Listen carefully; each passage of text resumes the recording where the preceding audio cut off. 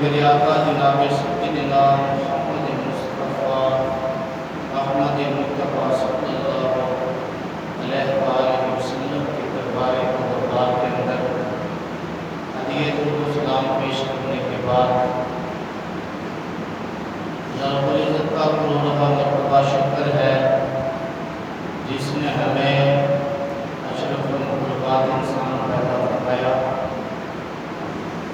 اشرف المخلوقات انسان پیدا فرما کر آقا کونین صلی اللہ علیہ وآلہ وسلم کی امت میں سے پیدا فرمایا۔ اللہ پاک کی بارگاہ میں دعا ہے، مالک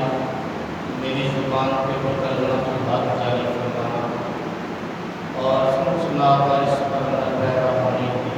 توفیق عطا فرمانا۔ ماہ ذی الحجہ ہے اور اس کی 18 تاریخ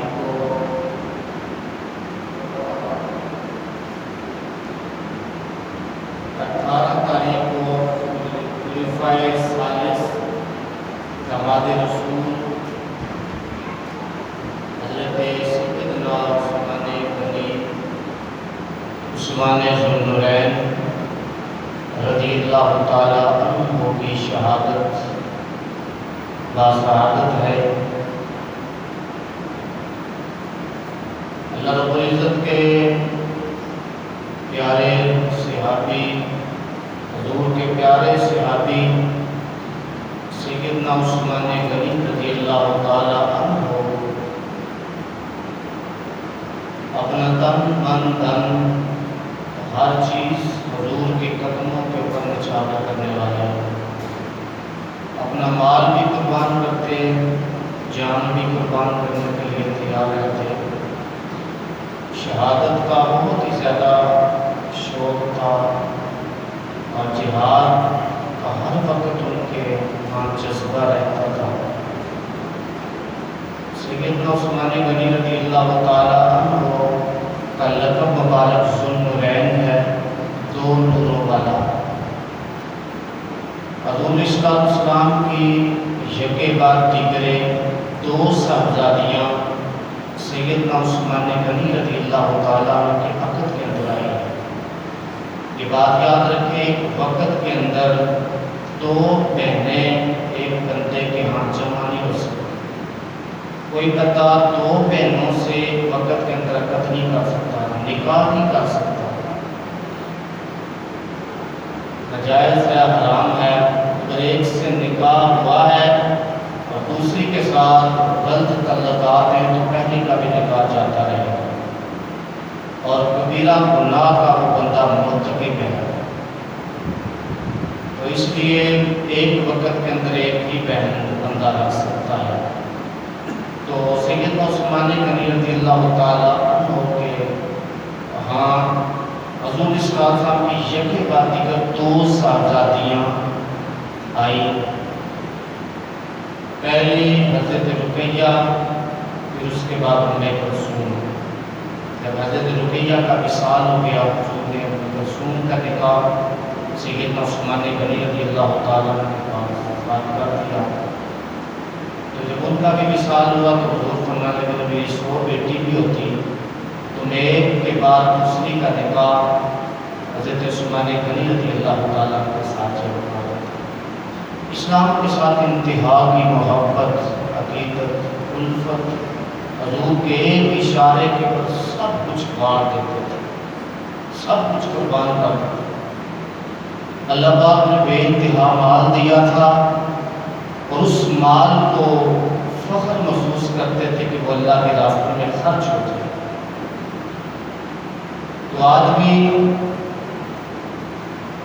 مدینہ طیبہ کے اندر سیدنا عثمان غنی رضی اللہ تعالیٰ کے اکاؤنٹس ہیں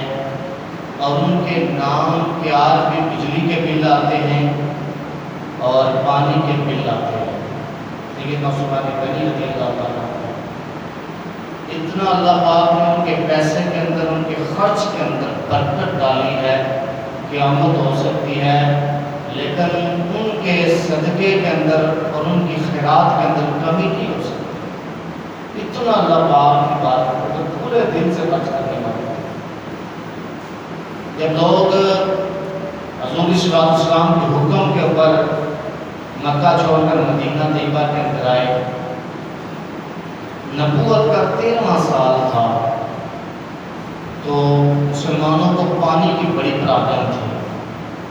جو کنویں میٹھے پانی کے تھے ان پر یہودیوں کا قبضہ تھا اور مہنگے داموں کو پانی بیچا کرتا تھا۔ حضور بڑے پریشان تھے اور صحابہ کرام حضور کے ماننے والے جتنے بھی تھے وہ بھی بڑے پریشان تھے کہ پانی کیسے حاصل کیا جائے۔ وہ عرب کے طبقے ہوئے سیلاب بارشیں کبھی کبھی ہوتی تھی، وہ نہ وہاں درخت نہ جڑی بوٹیاں، خشک پہاڑ ٹیلے اور ریت، اس کے اندر بغیر پانی کی زندگی گزارنا بڑا ہی مشکل تھا، بڑا ہی کٹھن تھا۔ تو حضور صلی اللہ علیہ وسلم نے اعلان فرمایا، کون ہے جو بحر روما کو خرید کر مسلمانوں کے لیے وقف کر دے؟ سیدنا عثمان غنی رضی اللہ تعالیٰ عنہ حضور نے بحر روما کو خرید کر مسلمانوں کے لیے وقف کروایا۔ آپ یہودی کے پاس گئے، کہا جتنی تمہاری چاہت ہے اتنی قیمت لے لو، کہ بحر روما دے دو۔ یہودی نے انکار کر دیا کیونکہ اس کی پرافٹ بڑی تھی، روزانہ کا بڑا مال وہ اکٹھا کرتا تھا۔ یہودی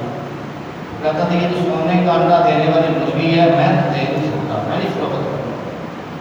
لیکن عثمان غنی نے بڑی آفریں کی، لیکن وہ کسی بات پہ مان نہیں رہا تھا، وہ انکار ہی کر رہا تھا۔ آخر کار سیدنا عثمان غنی رضی اللہ تعالیٰ نے یہ آفر کی کہ آدھا کنواں تیرا اور آدھا کنواں مجھے بیچ دو، ایک دن تم پانی لینا کرنا اور ایک دن میں نے لیا کروں۔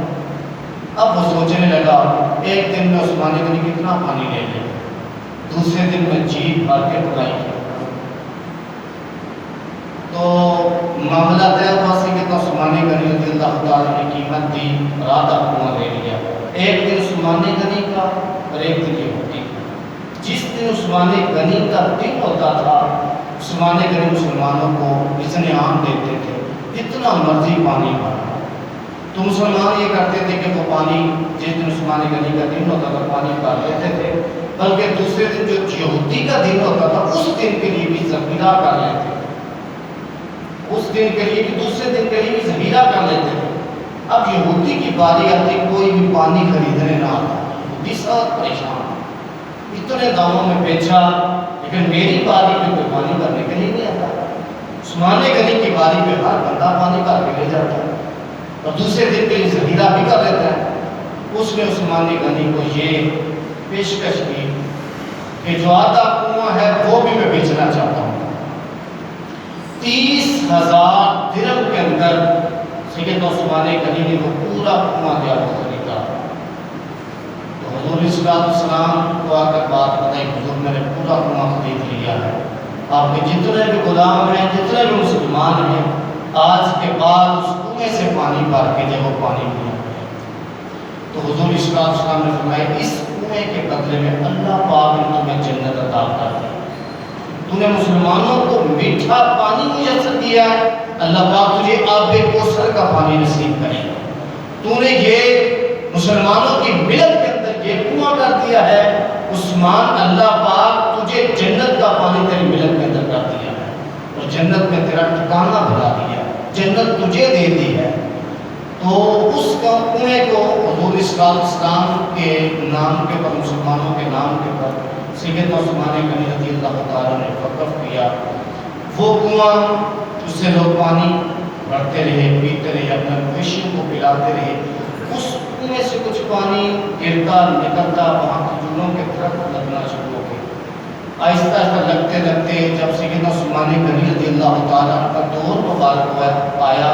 تو وہاں 1500 کھجوروں کے درخت لگ چکے تھے۔ وہاں سے بڑی کھجوریں اگتی تھی، بڑا غلہ آتا تھا،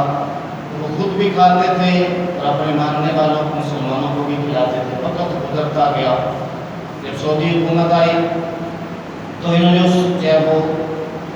باغ کے درمیان جو ہے وہ 4 دیواری کر دی اور اس کا جتنا بھی غلہ آتا تھا، جتنے بھی کھجوریں آتی تھیں، وہ بیچ کر سیدنا عثمان غنی رضی اللہ عنہ کے نام کا ایک اکاؤنٹ بنایا ہوا تھا، اس کے اندر پیسے جمع کرتے تھے اور ایسے ہی سلسلہ چلتا رہا۔ ایک وقت آیا بہت سارا پیسہ جمع ہو گیا، انہوں نے سوچا کہ عثمان غنی رضی اللہ تعالیٰ عنہ کے نام کا ایک ہوٹل کھولا جائے، ہوٹل بنایا جائے۔ انہوں نے وسیع پیمانے کی وہ جگہ خریدی، وہاں بہت بڑا جو ہے وہ ہوٹل بنایا۔ اب اس ہوٹل کی جو آدھی آمدنی ہے وہ غربا مساکین یتیماں کے اندر تقسیم کر دی جاتی ہے اور آدھی جو آمدنی ہے وہ سیدنا عثمان غنی رضی اللہ تعالیٰ کے اکاؤنٹ کے اندر اب بھی جو ہے وہ جمع ہو رہی ہے۔ دیکھیے وہ 1400 سال پہلے وہ کنواں خریدا تھا اور اس کنویں کے پانی کو لوگوں کے لیے جو ہے وہ فراہم کیا تھا، اور اس بات کو یاد رکھیں جب سیدنا عثمان غنی نے وہ کنواں خرید لیا پورا، ایک جو ہوتی ہے اس نے کہا عثمان میں تجھے دگنے پیسے دیتا ہوں، یہ کنواں مجھے دے۔ سیدنا عثمان غنی رضی اللہ عنہ نے فرمایا اس سے بڑی مجھے آفر ملی ہے، میں تمہیں کنواں نہیں دے سکتا۔ اس نے کہا 3 گنا پیسے دیتا ہوں، کنواں مجھے دے دے۔ فرمایا مجھے اس سے بھی زیادہ بڑی آفر ملی ہے۔ اس نے کہا 4 گنا زیادہ تجھے دیتا ہوں، مجھے کنواں دے دے۔ سیدنا عثمان غنی رضی اللہ تعالیٰ نے کہا کہ میں تمہیں کنواں نہیں دوں گا۔ اس نے کہا 5 گنا 7 گنا 10 گنا میں تمہیں دیتا ہوں، تو مجھے یہ کنواں فروخت کر دے۔ سیدنا عثمان غنی رضی اللہ تعالیٰ نے فرمایا نہیں، میرا معاملہ اور سودا ہو چکا ہے۔ اس نے کہا بتا تو صحیح پھر کس کے ساتھ تیرا معاملہ ہوا ہے، کس کے ساتھ سودا ہوا ہے؟ تو نام بھی نہیں اس کا بتاتا اور کہتا ہے کہ جو بھی میں آفر پیش کرتا ہوں تو کہتا ہے اس سے بڑی مجھے آفر مل چکی ہے،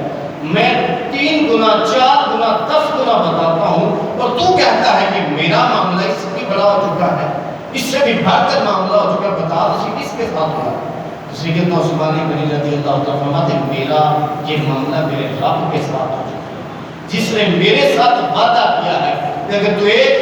1 روپیہ خرچ کرتا ہے میں تجھے 10 گنا دنیا کے اندر دوں گا اور 70 گنا آخرت کے اندر عطا فرماؤں گا۔ میں میرے ساتھ ایسا معاملہ تو کر سکتا ہے؟ اس نے کہا ایسا میں معاملہ نہیں کر سکتا، پھر میرا رب کے ساتھ معاملہ ہو چکا ہے، 10 گنا وہ دنیا کے اندر مجھے عطا کرے گا اور 70 گنا 700 گنا 7 لاکھ یا 7 کروڑ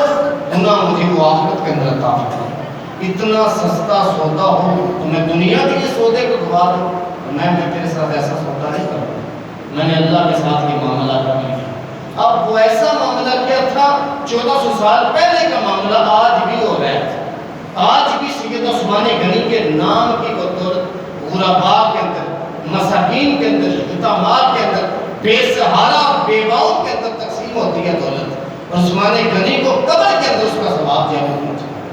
میں تو کہتا ہوں ایسا پودا لگا جو دنیا کے اندر اپنی دولت کو ایسی جگہ پہ خرچ کر جاؤ کہ تم زندہ ہو پھر بھی تمہیں ثواب ملتا رہے، اور تم اس دنیا کے اندر نہ ہو پھر بھی اللہ پاک تمہیں قبر کے اندر ثواب بن جاتا ہے۔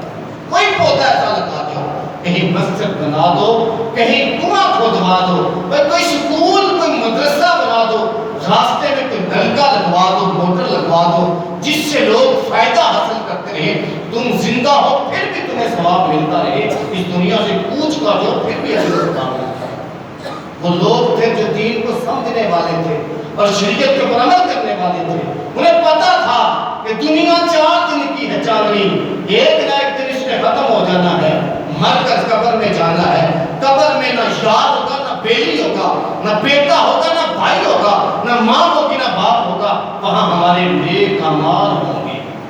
جن اعمالوں کی وجہ سے ہماری قبر کو بکائے نور بنا دیا جائے گا، اعمالوں کی وجہ سے ہماری قبر کو جنت کے باغوں میں سے باغ بنا دیا جائے گا، ہماری قبر کو تحت نگاہ کشادہ بنا دیا جائے گا، ہماری قبر کو نیک اعمال کی وجہ سے جنت کا ٹکڑا بنا دیا جائے گا۔ وہ اس بات کو سمجھتے تھے، وہ شریعت کے پر عمل کرنے والے تھے، اس لیے اپنی دولت کو شراب خانوں پہ نہیں خرچ کرتے تھے، اس دولت کو زناخانی میں نہیں خرچ کرتے تھے، اس دولت کو کنجریوں کے اوپر نہیں لٹاتے تھے، اس دولت کو شیطان کو راضی کرنے کے لیے نہیں خرچ کرتے تھے، بلکہ جب بھی اللہ کے حبیب علیہ السلام کہتے تھے اسلام کو تمہاری دولت کی ضرورت ہے، وہ کھڑے ہو جاتے تھے، ہم دیں گے اپنا مال، ہم دیں گے اپنی جان، ہم دیں گے اپنا تن من۔ وہ صحابہ کرام کے نقشے قدم کے پر آج ہمیں بھی چلنا چاہیے۔ تو سید عثمان غنی رضی اللہ تعالیٰ نے اپنی دولت بھی نچھاور کی اور اپنی جان بھی حضور کے قدموں کے اوپر نچھاور کر دی۔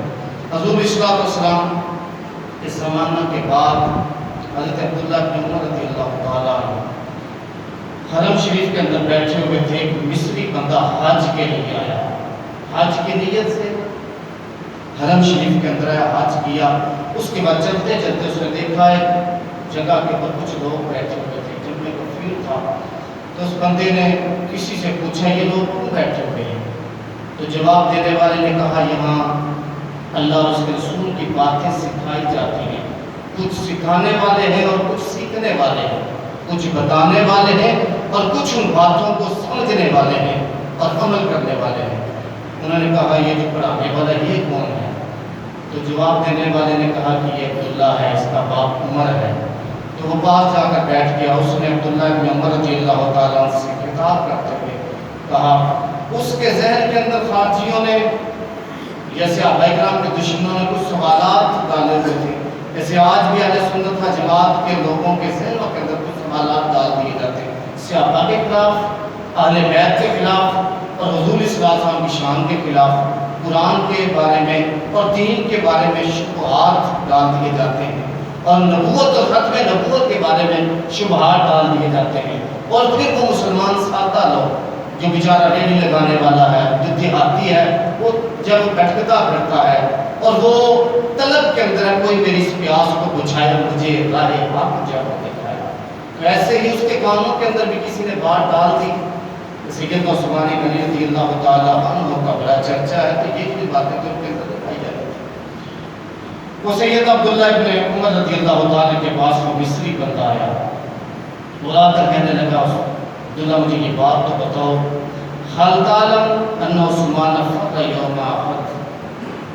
اے عبداللہ تمہیں پتہ عثمان غنی جب حضور صلی اللہ علیہ وسلم کے بارے میں یہ مشورہ کہ وہ شہید کر دیے گئے تو اس وقت عثمان غنی جب سائڈ پہ ہو گئے تھے تو سیدنا عبداللہ بن عمر رضی اللہ عنہ نے نام ہاں میں تمہیں جانتا ہوں، مجھے پتہ ہے۔ اس نے دوسرا سوال کیا، قال انہ تغیب عن بدر فلم یشهد، تمہیں پتہ ہے عثمان غنی جو خلیفہ ثالث ہیں وہ بدر کے میدان میں حاضر نہیں تھے۔ لیکن عبداللہ ابن عمر نے جواباً کہا ہاں میں جانتا ہوں وہ بدر میں نہیں گئے تھے،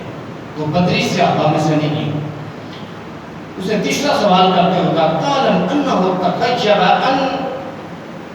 بعد الرضوان فلم یشهدها، تمہیں پتہ ہے جب بیعت رضوان ہوئی تھی تو اس وقت عثمان غنی موجود نہیں تھے۔ سید عبداللہ بن عمر رضی اللہ تعالیٰ نے فرمایا ہاں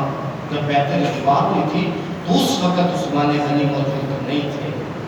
تو یہ جب تینوں سوال کیے تو وہ جب عبداللہ بن عمر اس کے سوالوں کے جواب نہ دے کر ابھی خاموش ہوئے سن رہے تھے تو اس نے ایک بلند آواز سے نعرہ لگایا، نعرہ تکبیر اللہ اکبر، کہ میں جو سوال پوچھنا چاہتا تھا اس کے ایک جواب بھی عبداللہ بن عمر کو نہیں آیا، ایک جواب بھی نہیں دے سکے۔ تو سید عبداللہ بن عمر رضی اللہ تعالیٰ نے اس کی تکبیر کے نعرے کے بعد ارشاد فرمایا، جیسے یہ بدے باطل لوگ ہوتے ہیں، شیعہ ہو گئے، قادیانی ہو گئے، اہل حدیث دیوبندی ہو گئے، تو کسی بیچارے عام سادہ سے سنی کو سوال کرتے ہیں اور وہ جواب نہیں دے سکتا تو پھر وہ بڑی چڑھائی کرتے ہیں، دیکھو تمہیں قرآن کا نہیں پتا، حدیث کا نہیں پتا، ہم دیکھو کیسے سب کچھ سیکھے ہوئے ہیں، حالانکہ انہوں نے چند ایک باتیں رکھی ہوتی ہیں اور وہ ان کے ساتھ یا وہ تمہارے پر اعتراض کر دیتے ہیں۔ تو ایسے اس نے نعرہ تکبیر لگایا تو حضرت عبداللہ ابن عمر رضی اللہ تعالیٰ عنہ نے جواب دیا، تو میں پہلی بات کا جواب سنوں، اما فرار یوم احد فاشهد ان اللہ عفا عنہ وغفر لہ، اللہ رب العزت نے جو لوگ اس وقت سائڈ پہ ہو گئے تھے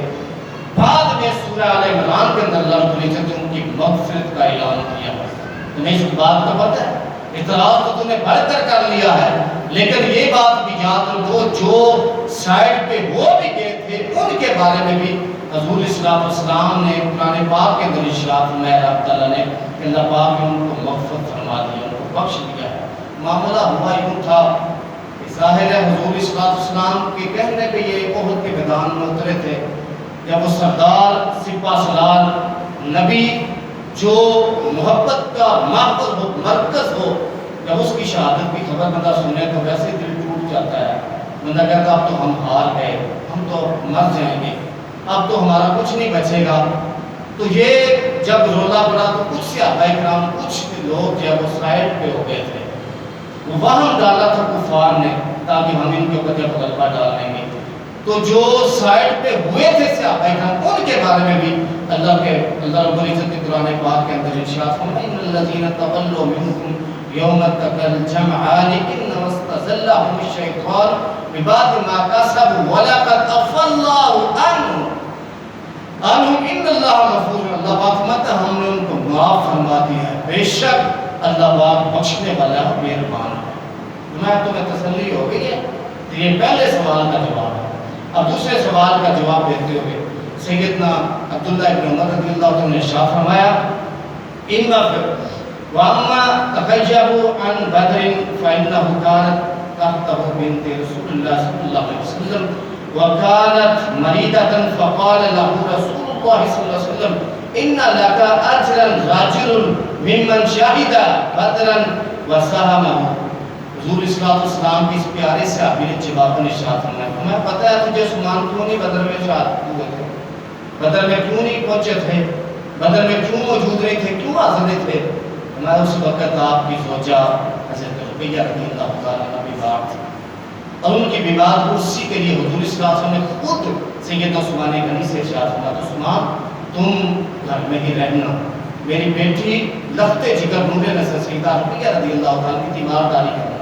یہ بڑی سخت بیمار ہے۔ اور عثمان یہ بات بھی یاد رکھنا، تم اس گمان کے اندر نہ رہنا کہ تو بدر کے اندر ہی شہادت پہنچ سکے گا۔ ممن شاہد بدرن، فرمایا تو رہے گا مدینے میں لیکن تو ہوگا بدر میں، تو گھر میں رہنے کے باوجود بھی بدر میں ہی ہوگا۔ فرمایا جیسے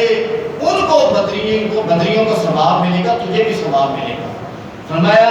وَسَحْمَهُ جیسے ان کو مال غنیمت ملے گا ایسے عثمان تجھے بھی مال غنیمت ملے گا۔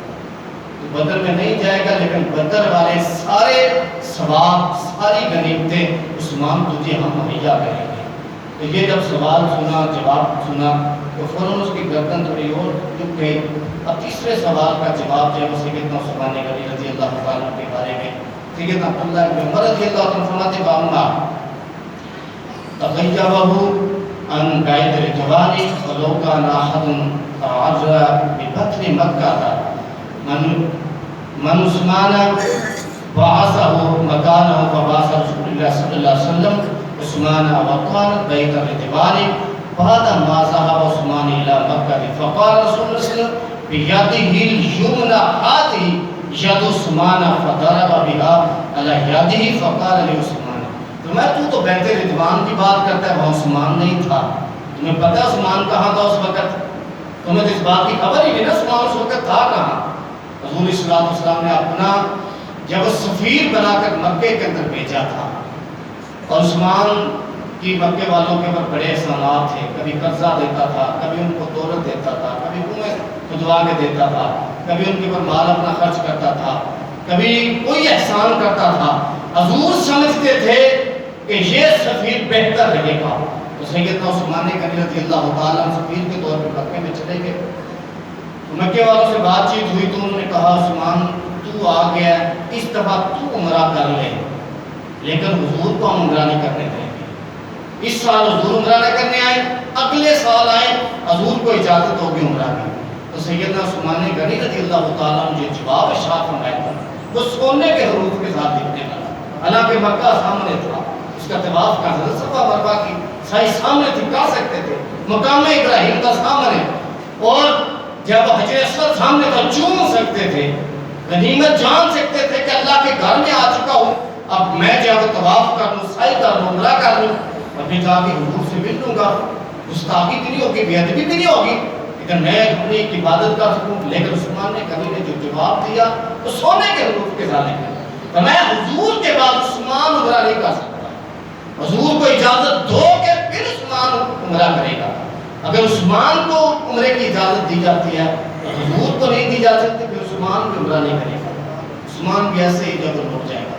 حضور صلی اللہ علیہ وسلم نے بیعت رضوان کے موقع کے اوپر ارشاد فرمایا، جب بندہ اتنی قربانیاں دے تو پھر مالک بھی تو عنایت فرماتے ہیں، مالک بھی ایسے بندے کو نہیں چھوڑتے۔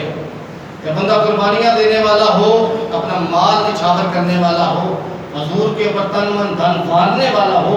تو پھر حضور بھی تو عنایت فرماتے ہیں۔ حضور صلی اللہ علیہ وسلم جب عثمان مکے میں تھے، بیعت رضوان ہوئی تو حضور صلی اللہ علیہ وسلم نے اپنا دایاں ہاتھ ایسے اٹھایا، بائیں ہاتھ کے اوپر ایسے فرمایا، جیسے دوسرے لوگوں کا ہاتھ لے کر حضور بیعت فرما رہے تھے۔ فرمایا کہ یہ ہاتھ عثمان کا ہے، تھا محمد کا ہاتھ، فرمایا یہ ہاتھ عثمان کا ہے، میرے ہاتھ میں ہے، اب یہ بیعت عثمان کی ہے۔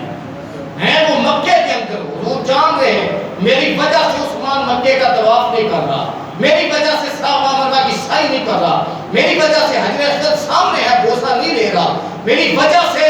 جب وہ عمرہ نہیں کر رہا، وہ سعادتیں حاصل نہیں کر رہا، لیکن میں بھی عثمان کو یہ بتانا چاہتا ہوں، عثمان تجھے ہم ایسے خالی نہیں چھوڑیں گے، یہ عثمان تیرا ہاتھ ہے، سارے ہاتھ اپنا دے کر بیعت کر رہے ہیں، میں اپنی طرف سے تمہاری بیعت ہے وہ کر رہا ہوں۔ عثمان یہ ہاتھ عثمان کا ہے، اور ہم ہاتھ عثمان کا رکھ کر عثمان کی بھی جب بیعت نہیں رہے۔ تو میں یہ تیرے تینوں سوالوں کے جوابات ہیں، ان کو دماغ کے اندر بٹھا، سینے کے اندر محفوظ کر، جتنے بھی تیرے ملنے والے ہوں گے نا، جنہوں نے اعتراضات کیے تھے، عثمان یہاں نہیں تھا، عثمان یہاں نہیں تھا، عثمان یہاں نہیں تھا، ان کو جا کے جواب دینا اور بتانا عثمان ہر جگہ موجود تھا، اور عثمان حضور کی رضا کے لیے تھا، جہاں بھی گیا حضور کی محبت میں گیا، جو کام بھی کیا حضور کی محبت کے اندر ہی کیا۔ غزوہ تبوک آیا تو حضور صلی اللہ علیہ وسلم نے اعلان کیا کہ اب تبوک والوں کے لیے مجھے مال کی ضرورت ہے، آج اسلام کو دولت کی ضرورت ہے،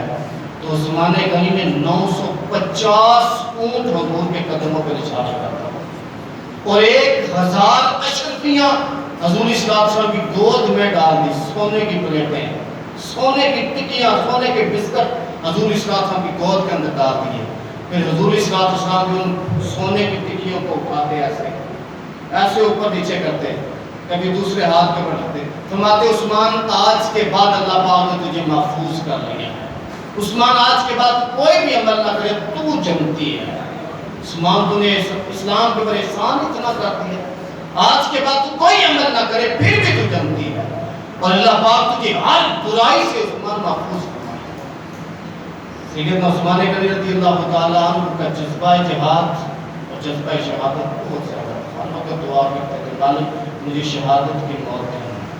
مالک میں جہاد کے اندر ہی جاؤں،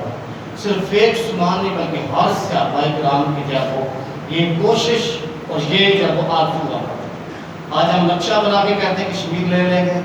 تھوڑی سی ریلی نکال کر کشمیر لے لیں گے، یا پھر یہ 5 فروری یا 5 اگست کو منا کر ہم کشمیر لے لیں گے، ایسے تمہیں کشمیر ملنے والا نہیں ہے، یہ تمہاری غلط سوچ ہے۔ صرف کشمیر حاصل کرنے کا ایک ہی حل ہے، الجہاد، الجہاد، جہاد کا آج نعرہ لگاؤ، اللہ کی عزت کی قسم تمہارا کشمیر تمہارے پاس آ گیا۔ اگر جہاد نہیں ہے، لاکھ مذاکرات کرو، یہ نقشے بناؤ، نقشے تبدیل کرو، یہ کرو وہ کرو، ریلیاں نکالو، اپنے ملک کے اندر بادشاہ نے کی ریلیاں نکال رہے ہیں، جس کے پاس طاقت ہوتی ہے وہ ریلی احتجاج نہیں کرتا، جس کے پاس ایٹم ہوتا ہے وہ ایٹم کو استعمال کرتا ہے، جس کے پاس گن ہوتی ہے اس گن کو استعمال کرتا ہے، جس کے پاس اسلحہ ہوتا ہے اس اسلحے کو استعمال کرتا ہے۔ احتجاج تو وہ کرتا ہے جس کے پاس کچھ نہیں ہوتا، احتجاج تو عوام کرے نا، جس کے پاس کچھ اختیارات نہیں ہے۔ بادشاہ احتجاجات نہیں کیا کرتے، بادشاہ حکم دیتے ہیں یہ کشمیر ہمارا ہے، ہم نے اس کو حاصل کرنا۔ ایسے احتجاجات سے ان کی توپوں کے اندر کیڑے پڑ جائیں گے، ان کی توپوں کو زنگ لگ جائے گا، ایسا کچھ نہیں ہونے والا، ان کے جہاز گر جائیں گے۔ نہیں، واحد جہاد حل ہے، آج جہاد کا اعلان کر دو، تمہارا کشمیر تمہارے ہتھے آ جائے۔ اگر جہاد نہیں کرو گے تو کشمیر کا صرف نام ہی لیتے رہو گے، کشمیر تمہیں کو دینے والا نہیں ہے۔ وہ تو بڑا پاورفل ہے، وہ تو بڑی سیاست رکھنے والا ہے، وہ تو بڑے چال چلنے والا ہے۔ کافر ہر وقت چال چلتا ہے، ہر وقت چال چلتا ہے، ہر پستی کے بعد دوبارہ اس کی چال ہوتی ہے۔ آپ نے دیکھا نہیں بدر کے اندر انہوں نے شکست کھائی ہے، انہوں نے بعد میں پوری تیاری احد کے لیے کی تھی کہ ہمیں شکست بدر کے اندر ہوئی ہے، عتبہ مرا، شیبہ مرا، ابو جہل مرا، ابو لہب مرا، ہم اس وقت تک چین کی نیند نہیں سوئیں گے جب تک ہم مسلمانوں سے بدلہ نہیں لیں گے۔ ایک شکست کے بعد وہ دوبارہ چال چل کے تمہارے سامنے آتا ہے۔ ہمیں اس وقت سے لے کر اب تک ہوش نہیں آئی، ہم مذاکرات کرتے ہیں۔ وہ ایک سال بیت چکا ہے، وہ جب وہ لاک ڈاؤن کے اندر ہے، ہمیں اور تمہیں کیا پتا لاک ڈاؤن کا۔ یہ 2-3 ماہ کا تھوڑا سا عارضی سا لاک ڈاؤن ہوا کہ کچھ لوگوں کو ہوش ٹھکانے آئی ہے کہ لاک ڈاؤن ہوتا کیا ہے۔ وہ بھی تو بیچارے ہیں جو دوائی کے لیے ترستے ہیں، وہ بھی تو بیچارے ہیں جو کھانے پینے کے اشیاء کے لیے ترستے ہیں، وہ بھی تو بیچارے ہیں نا جو اپنوں کو ملنے کے لیے ترستے ہیں۔ باپ بیٹے کو ملنے سے قاصر ہے، بھائی بھائی کو ملنے سے قاصر ہے، اور 1 سال کا عرصہ بیت چکا ہے۔ آج صرف ہم سڑکوں پر نکل کر انتظار کرتے ہیں کشمیریوں کے ساتھ، ایسے ساتھ ہونے سے تو 70-72 سال گزر چکے ہیں کہ یہی نعرہ لگاتے ہیں ہم کشمیریوں کے ساتھ ہیں۔ صرف نام سے کشمیریوں کے ساتھ نہیں، ہو کام کے ساتھ کشمیریوں کے ساتھ ہیں۔ جہاد کا اعلان کرو، کشمیر تمہیں مل جائے گا، جہاد کے علاوہ تمہیں کشمیر ملنے والا نہیں ہے۔ یہ ہماری سیرت، یہ ہمارے 1400 سال کا یہ حضور صلی السلام کا عرصہ ہمیں بتاتا ہے، حضور صلی اللہ علیہ وسلم کا کردار ہمیں بتاتا ہے۔ اللہ پاک ہمیں سمجھ اور عمل اور سیدنا عثمان غنی رضی اللہ تعالیٰ کی سیرت کے پر عمل کرنے کی توفیق عطا فرمائے۔ وآخر دعوانا الحمدللہ رب العالمین۔